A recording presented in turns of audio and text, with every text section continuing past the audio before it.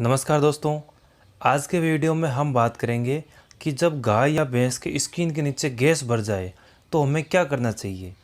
वैसे ये रोग क्या होता है, क्यों होता है, अगर ऐसा हो जाए तो हमें क्या उसका इलाज करना चाहिए, इन सब बातों के बारे में जानेंगे इस वीडियो में डिटेल से। तो आइए वीडियो शुरू करते हैं। दोस्तों, आप जो स्क्रीन पर ये गाय देख रहे हैं, इस गाय की स्किन के नीचे गैस भर गई है।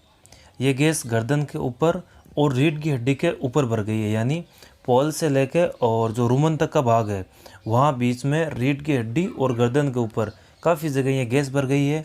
और गर्दन के दोनों तरफ भी ये गैस भरी हुई है, वहाँ भी हमें सूजन दिख रही है।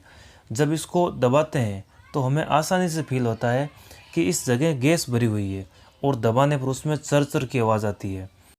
दोस्तों, ये जो समस्या हुई है ये अक्सर जब गाय भैंस को आफरा आता है और उसका आफरा कम करने के लिए जो ट्रोंकार कैन्युला यूज़ किया जाता है, जिससे रूमन में छेद करके आफरे की गैस को बाहर निकाला जाता है, उस समय रूमन के उस छेद से अगर गैस लीक हो जाती है तब वो गैस स्किन के नीचे भर जाती है और ऐसी समस्या पैदा हो जाती है। इस समस्या को, यानी स्किन के नीचे जो गैस भर जाने की समस्या है, इस समस्या को एम्फीसीमा भी कहते हैं। इस गाय का रूमन पंक्चर होने की वजह से इसमें ये गैस भरने की समस्या हुई है।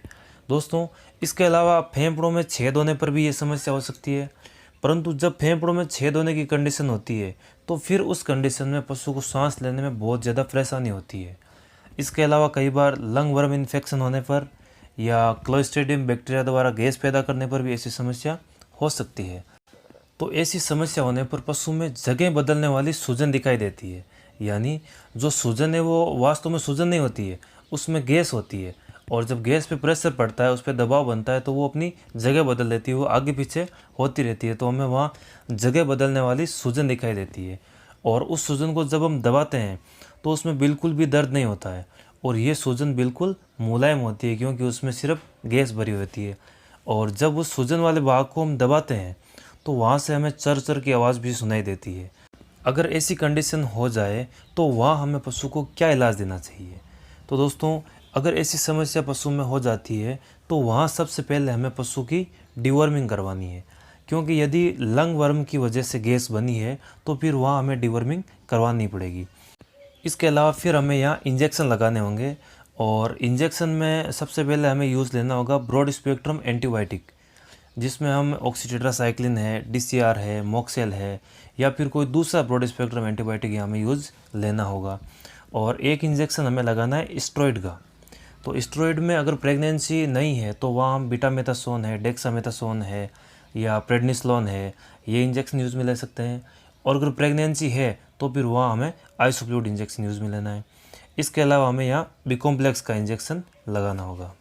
और अगर सूजन ज़्यादा है, गैस ज़्यादा भरी हुई है, तो वहाँ हम चीरा लगाकर उस गैस को बाहर निकाल सकते हैं या फिर नीडल की सहायता से उसमें नीडल प्रिक करके वहाँ से गैस बाहर निकाल सकते हैं और फिर वहाँ हम उसमें एंटीबायोटिक इंजेक्शन भी भर सकते हैं।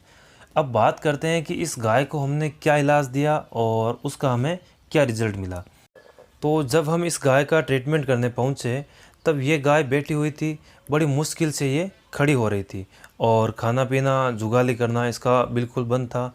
और ऊपर की साइड, यानी पोल से लेकर रूमन तक, इसकी रीढ़ की हड्डी के ऊपर और गर्दन के दोनों तरफ इसमें गैस भरी हुई थी और उस जगह को दबाने पर वहाँ से चर चर की आवाज़ आ रही थी।